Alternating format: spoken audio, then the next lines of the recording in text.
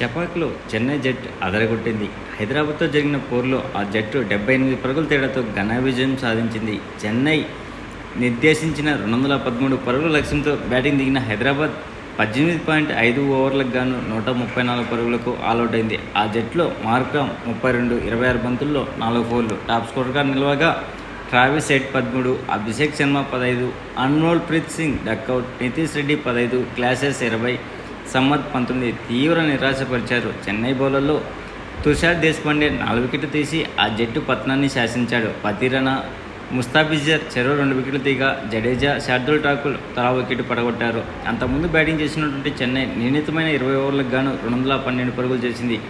ఆ జట్టు కెప్టెన్ రుతురాజ్ గైక్వాడ్ 98, 54 బంతుల్లో 10 ఫోర్లు 3 సిక్స్లు త్రుటిలో శతకం చేజార్చుకున్నాడు. డార్లిన్ మిచెల్ 52, 32 బంతుల్లో 7 ఫోర్లు 1 సిక్స్తో అర్ధశతకం పూర్తి చేశాడు. శివం దూబే 39